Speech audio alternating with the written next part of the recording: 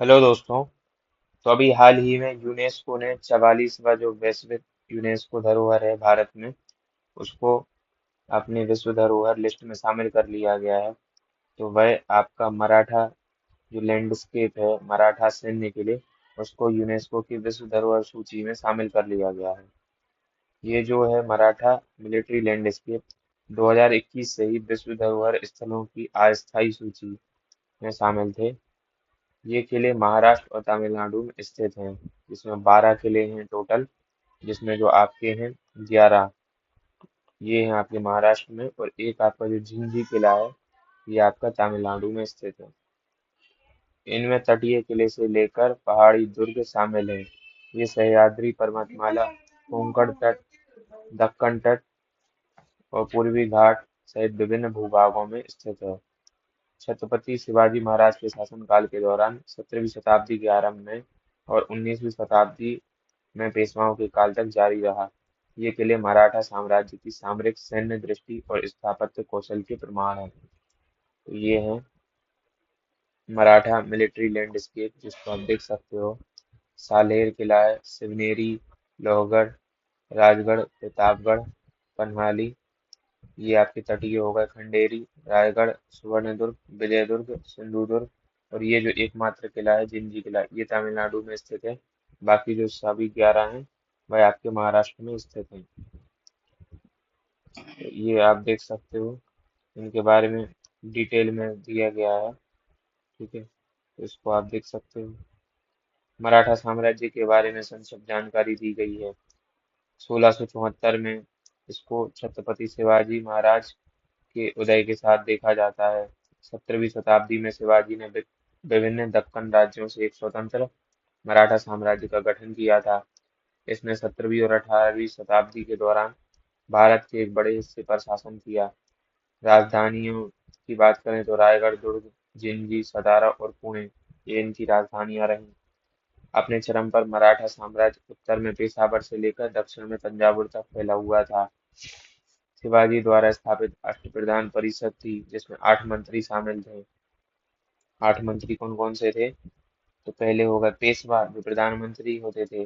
वित्त मंत्री अमात्य कहलाते थे। गृह मंत्री जो थे सचिव मंत्री कहलाते थे। कमांडर इन चीफ जो थे सेनापति कहलाते थे। विदेश मंत्री सुमंत को कहा जाता था, इसको सुमंत विदेश मंत्री। और न्याय अध्यक्ष होगा मुख्य न्यायाधीश। और सर्वोच्च पुरोहित, ये पंडित राव को कहते थे।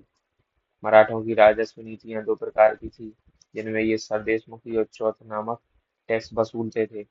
सरदेशमुखी पूरे मराठा साम्राज्य के राजस्व पर लगाया गया 10% का कर था, जबकि जो चौथ है, पड़ोसी सरदारों पर लगाया जाता था। पड़ोसी सरदारों के कुल राजस्व का एक चौथाई दिया जाता था, मतलब ये हो गया 25%। बहुत अधिक लगता था। जिनके क्षेत्र मराठा साम्राज्य के हिस्सा नहीं थे। इनका पतन कैसे हुआ? 1761 में पानीपत के तीसरे युद्ध में अहमद शाह अब्दाली से पराजय के बाद मराठा साम्राज्य का पतन आरंभ हुआ। निष्कर्ष क्या है? भारत अपनी सांस्कृतिक और प्राकृतिक धरोहरों को संरक्षित करने के लिए प्रतिबद्ध है। वर्तमान में भारत 44वां यूनेस्को विश्व धरोहर है और भविष्य में सूचीबद्ध होने के लिए 62 स्थलों को यूनेस्को की संभावित या अस्थायी सूची में शामिल किया गया है।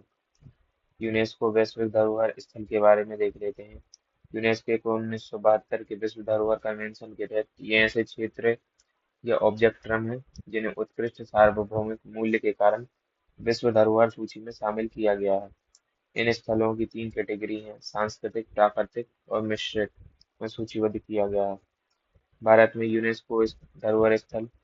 यूनेस्को विश्व धरोहर स्थलों की संख्या के मामले में भारत दुनिया में 6वें स्थान पर और एशिया प्रशांत से दूसरे स्थान पर है। भारत में कुल 44 यूनेस्को विश्व धरोहर स्थल हैं, जिसमें 36 सांस्कृतिक हैं, 7 प्राकृतिक हैं और एक आपका मिश्रित है, मतलब सांस्कृतिक और प्राकृतिक दोनों। ऐसे स्थलों की सुरक्षा और संरक्षण के लिए जिम्मेदार अंतर्राष्ट्रीय संस्थान वर्ल्ड हेरिटेज सेंटर, जो कि पेरिस, फ्रांस में वह होती है। वर्ल्ड हेरिटेज सेंटर की स्थापना 1992 में की गई थी। ये यूनेस्को में विश्व धरोहर से जुड़े सभी कार्यों का मुख्य केंद्र और समन्वयक है।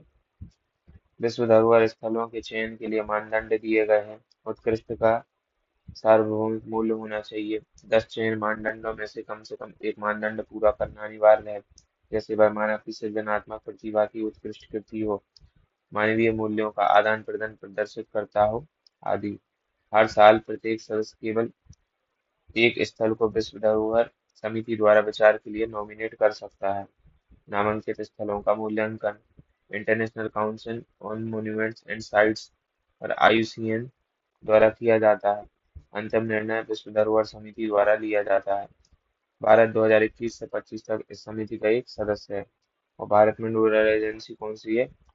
भारतीय पुरातत्व विभाग। ठीक है, तो इस टॉपिक के लिए इतना ही। अगर आपको अच्छा लगे टॉपिक तो सब्सक्राइब करें।